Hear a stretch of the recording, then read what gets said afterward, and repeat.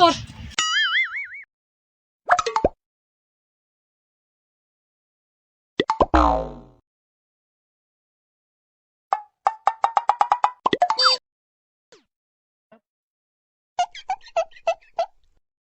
কি ভাই ইট লাগবে নাকি?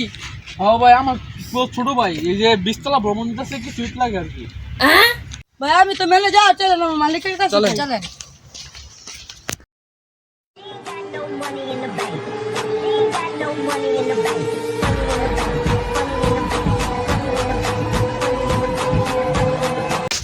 তো ভাই কাস্টমার সিট নিতে আপনার আগে টাকা বিক্রি করতেন, এখন বিক্রি করেন ইট। ব্যবসার এক একটা সময় আছে, আগে টাকি বিক্রি করতাম, এখন ইট বিক্রি করি, কারণ এখন আমি ভালো পজিশনে আছি, তাই এখন আমি সামনে আরো ভালো পজিশনে যাব ইনশাল্লাহ। আচ্ছা ভাই আগে আপনার বাইরের স্লো অনেক, কিন্তু এখন আপনার বাইরের লোক কি? আগে বিক্রি করতাম টাকি, এখন বিক্রি করি ইট, তাই আমার নাম এক্সেল সজীব। ম্যানেজার, ওরা কয় লাখ ইট নিবে ওটা কি তোমরা লিস্ট করছো? যদি লিস্ট করে থাকো তাহলে আসো আমার সাথে, আমি ইট দেখাইতেছি, আসো।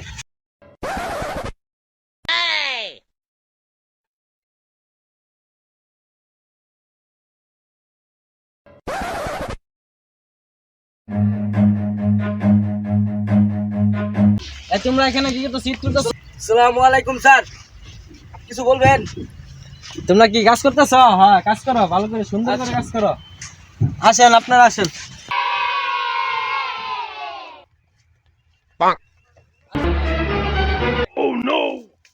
ওই যে গাড়িতে ইট ভরতেছি, তারপরে এখান থেকে বাটায় নিয়ে তারপরে ইট পুরানো হবে, বুঝছেন?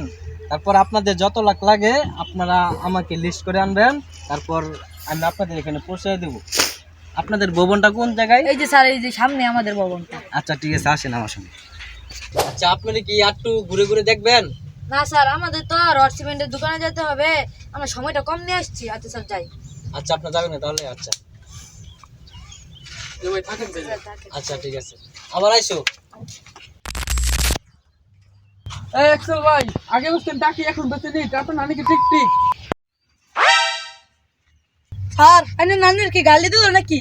আরে গালি দেয় নেই, ওরা এখন এগুলা কথা বলবে যখন কেউ লেভেলে না আসে, তখন তারা বলে এগুলা কথা বলে, বুঝছো?